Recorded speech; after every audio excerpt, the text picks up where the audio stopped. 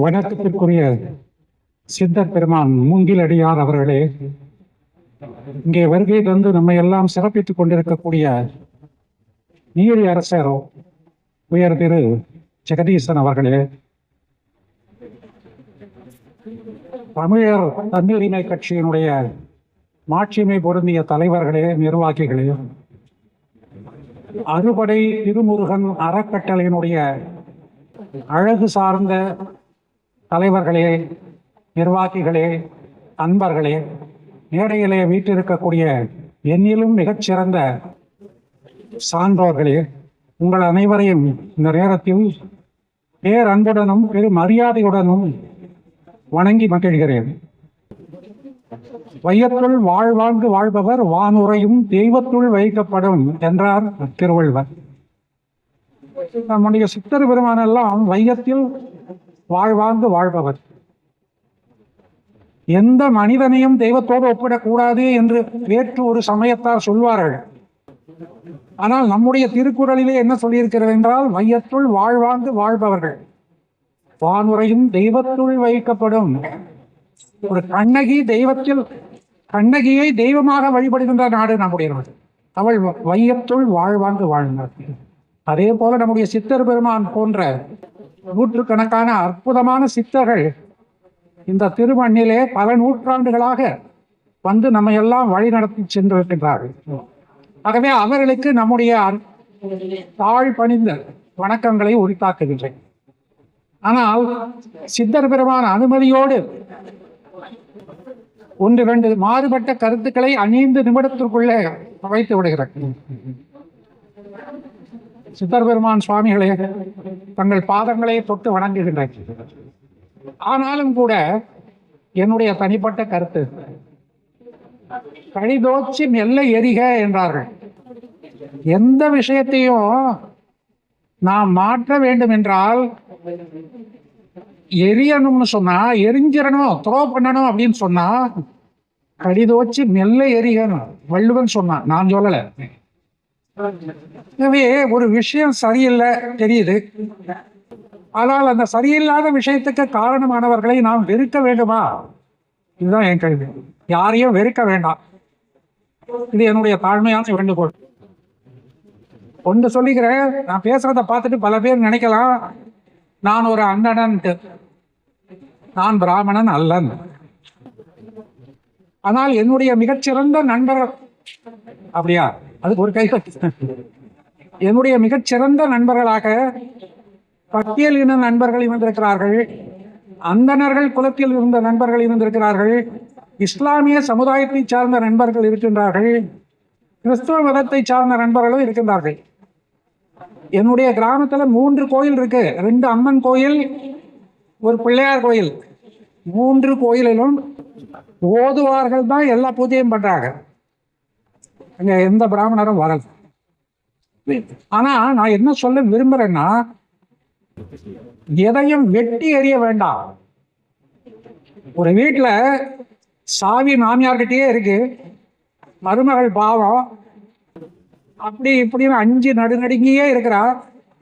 புருஷன்காரன் பார்க்குறான், இந்த அம்மா இப்படி படுத்துறாளே, நம்ம பெண்டாட்டியை இந்த அளவுக்கு கொடுமைப்படுத்துறாளே அப்படின்னு சொல்லி வெடுத்துக்கு அம்மா கிட்ட இருந்து அந்த சாவியை பிடுங்கி மனைவி கிட்ட கொடுத்தா அது சரியா இருக்குமா என்பதை மட்டும் நாம சிந்திக்கிறோம். மாமியார்கள் யார் என்று உங்களுக்கே தெரியும், மருமகள்கள் யார் என்றும் உங்களுக்கே தெரியும். நம்மில் பலர் மருமகள்கள். நான்லாம் மருமகனா இருந்துதான் மாமனாரான. ஆகவே நாம யாரையும் வெறுக்க வேண்டாம். தமிழ் மிகச்சிறந்த மொழி, உலகத்தின் தலையாய மொழி. பிறர் ஏற்றுக்கொண்டாலும் சரி, ஏற்றுக்கொள்ளவில்லை என்றாலும் சரி, இது மிகச்சிறந்த மொழி. சிவபெருமானால் ஆராதிக்கப்பட்ட மொழி, முருகப்பெருமானால் வளர்க்கப்பட்ட மொழி, நம்மால் இன்றளவும் வளர்ந்து கொண்டிருக்கக்கூடிய மொழி. மாற்று மொழிகளை நாம் வெறுக்க வேண்டுமா? இது ஒரு கேள்வி. என்னுடைய தாய் மிகச் சிறந்தவள் என்று சொல்லுவோம். நான் நேற்று கூட என்னை இன்வைட் பண்றதுக்கு வந்தவங்கள்ட்ட சொன்னேன், என்னை வரவேற்க வந்தவர்களிடம் சொன்னேன், என்னுடைய தாய் சிறந்தவள் என்று நான் சொல்வேன். அது இல்லை என்று யாராவது ஒருவர் சொன்னால் அவர்களுடன் வாதாடுவேன். ஆனால் அவன் தாய் மோசமானவள், அப்படின்னு சொல்ல வேணாம். இன்னொன்று, இது ஒரு கருத்து, இதை பற்றி நானும் ஒரு 1/2 மணி நேரம் பேசலாம், ஆனால் பேச விரும்பவில்லை. ஆனால் இந்த கருத்தை மட்டும் உங்களிடம் அர்ப்பணிக்கிறேன். யாரையும் வெறுக்க வேண்டாம், எதையும் வெறுக்க வேண்டாம், நம்மிடையே ஒற்றுமை வேண்டாம். அந்த ஒற்றுமையோடு நம்முடைய தாய் தமிழை நாம் வளர்ப்போம். தாயான தமிழகத்தை மென்மேலும் முன்னேற்றுவிப்போம். இதற்கு என்ன செய்யணுமோ அதை செய்வோம். அதற்குண்டான வல்லமே நம்மிடம் இருக்கிறது, அதுல சந்தேகமே வேண்டாம். ஆனால் பல நாடுகளாக சிதறி கிடந்த நாடுகளுக்கு இடையில தான் வெள்ளையன் வந்து புகுந்து நம்ம எல்லாம் அடிமைப்படுத்தலாம். அதையும் நாம் இன்றும் ஞாபகத்தில் வைத்துக் கொள்ள வேண்டும். மீண்டும் சிதறல் வேண்டாம், ஒற்றுமையாகவே இருப்போம். ஆனால் நம்முடைய தலையை நிமிர்த்தி செல்வோம், நேர்கொண்ட பார்வையோடு இருப்போம். யாரிடமும் நாம் தலை வணங்க வேண்டியதில்லை, ஆனால் யாரையும் காலில் போட்டு மிதிக்கவும் வேணாம். இதுதான் இந்த அடியேனுடைய தாழ்மையான கருத்து. பல கருத்துக்கள் உண்டு. மிகச்சிறந்த சீர்திருத்தங்களை எப்படி கொண்டு வர வேண்டும், அதுதான் அடியேனுடைய கருத்து. கடிதோச்சி நெல்லை எரிக்க ஸ்டெடியா செல்வோம். சும்மா 100 மீட்டர் ஓட்ட பந்தயத்துல 9.5 வினாடிகளுக்குள்ளேயே வந்துட்டேன் அப்படின்னு சொல்லி பெருமைப்படுவது பெருசா, 10,000 ஓட்டர்ல வேர்ல்டு ரெக்கார்டு நான் வச்சிருக்கிறேன்னு சொல்றது பெருசா? என்னுடைய கருத்து 10,000 மீட்டர் தான். மிக வேகமாக ஓடிட்டு சிறுத்தை புலி 100 மீட்டர் 150 மீட்டர் தாண்டின உடனே மேற்கொண்டு ஓட முடியாமல் தவிக்கிறது. அதற்கு மேலும் ஓடினால் அதனுடைய உடம்பு சூடினால் மரணித்து விடும். சூடு அப்படி அதுக்கு. ஆனால் ஒரு நாய் எப்படி ஓடுதுன்னா எவ்வளவு தூரம் வேணா ஓடும். அதனாலதான் நாம வீட்டுல நாய்களை வளர்க்கிறோம். அந்த சிறுத்தையை சார்ந்த பூனையை நாம் வளர்ப்பதில்லை. பொதுவா நாயை வளர்க்கிறோம். நாய் எதனால் வளர்க்கிறோம்? நன்றியுடன் நம்மை காக்க வல்லது நாய். ஒரு விழால என்ன நாயகன் தாங்க. நாயகன் அப்படின்னா என்ன அர்த்தம் அப்படின்னு நான் கேட்டேன். நாயகன்னா 2 அர்த்தம் உண்டு. ஒரு அர்த்தம் தமிழ் அர்த்தம், இன்னொரு அர்த்தம் வடமொழி அர்த்தம். தமிழ் மொழி அர்த்தம் என்ன? நாய் பிளஸ் அகன். நாயினுடைய அகத்தை கொண்டவன், அகம்னா உள்ளம், நாயினுடைய இருதயத்தை கொண்டவன் அப்படின்னு தான் உங்க நாயகன்கிற சொல்லுக்கு அர்த்தம்னு. இல்லை சார் இல்லை சார், நீங்க சொல்றது வடமொழி. நாயக் என்றால் தலைவன் அப்படின்னு ஒரு பொருள். ஆகவே கதாநாயகன் என்றால் கதைக்கு தலைவன் என்ற பொருள். நான் சொன்னேன் நாயகன், நாயினுடைய அகத்தை கொண்ட ஒரு நன்றி உள்ளவனாகவே நான் இங்கே இருக்க விரும்புகிறேன். இந்த சபைக்கு நான் வந்ததற்கு உங்களுக்கெல்லாம், இந்த விழா ஏற்பாடு செய்த அருளாளர்களுக்கெல்லாம் நன்றி சொல்றேன். எந்த அளவுக்கு ஒரு சித்தர் பெருமான், உலக வாழ்வை வெறுத்திட்ட ஒரு சித்தர் பெருமானுடைய உள்ளத்திலேயே இந்த அளவு ஒரு கொந்தளிப்பு வந்திருக்கிறது என்றால் அதற்கு என்ன காரணம்? அதான் நாம யோசிக்கணும். யோசிச்சு இந்த பிரச்சனைய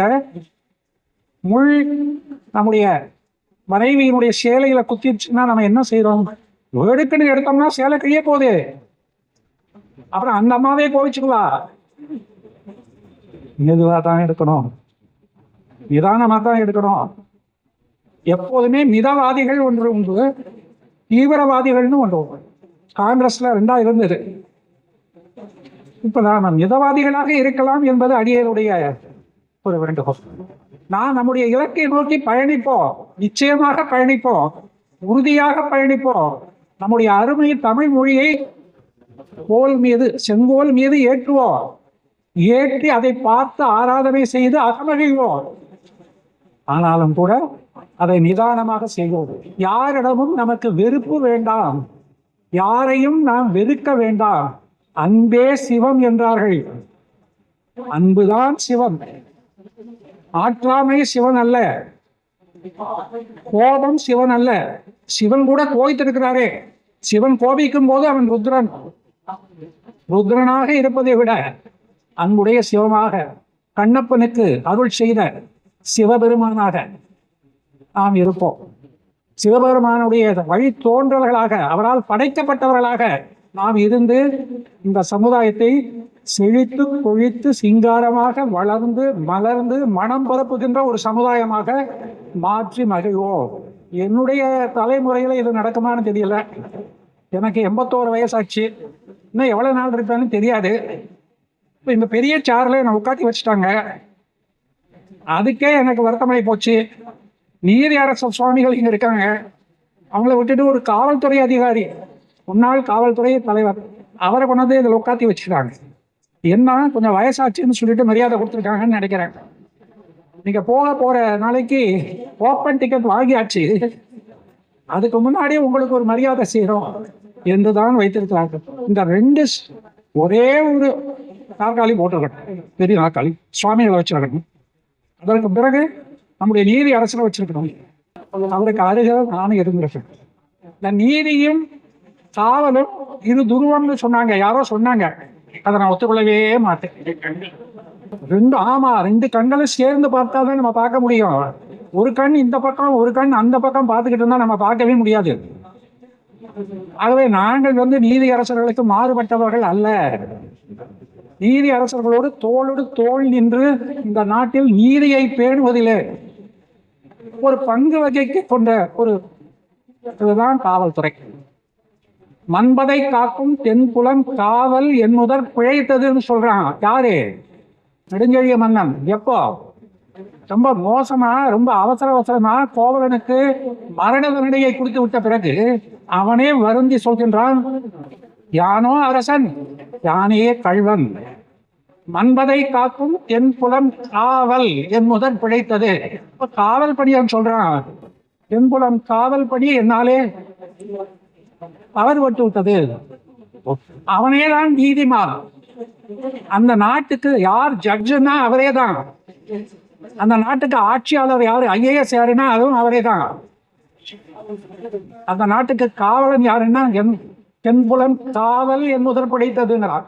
இப்ப காவலே அவனுடைய பணிதான். அந்த முறையில நீதி அரசர்களுக்கு துணை நின்று பணி செய்வதுதான் காவல்துறையினுடைய பணி. நிச்சயமா கிரிமினல் அட்மினிஸ்ட்ரேஷனா இருந்தாலும் சரி, சிவில் அட்மினிஸ்ட்ரேஷனா இருந்தாலும் சரி, நீதி அரசர்களுடைய தீர்ப்புகளை மதித்து அதை சரி செய்வது, அதை இந்த சமுதாயத்தின் பால் கொண்டு சேர்ப்பது, அது என்ன நான்லாம் பண்ண சார். இப்ப யாரும் ஒபே பண்றது இல்லை அப்படின்னு அவங்க சொல்றாங்க. ஆனா காவல்துறையில நிச்சயமா ஒத்துக்கணும். எங்களுடைய முன்னாள் டிஜிபி, எனக்கு டிஜிபியா இருந்தவர் மிஸ்டர் ஸ்ரீபால், அவர் சொல்லுவாங்க, ஒரு நீதிபதி சொல்வது ஏற்றுக்கொள்ளத்தகாதுன்னு நீங்க சொல்லக்கூடாது. நம்மை விட நம்முடைய காவல்துறைக்கு எது நல்லதுங்கிறது அந்த நீதிபதிக்கு தெரியும். அவர் சொன்னதை ஒபே பண்ணுங்க. இதுதான் ஸ்ரீபால் எங்களிடம் அடிக்கடி சொல்வார். நீதிபதி சொன்னதை எதிர்க்காதீர்கள், நீதிபதி சொன்னதை உடனே நிறைவேற்றுங்கள். நீங்க என்ன வேணாலும் நினைச்சுக்கோங்க, ஆனா நிறைவேற்றுங்க. இதுதான் ஸ்ரீபால் சுவாமிகள் எங்களிடம் சொன்னது.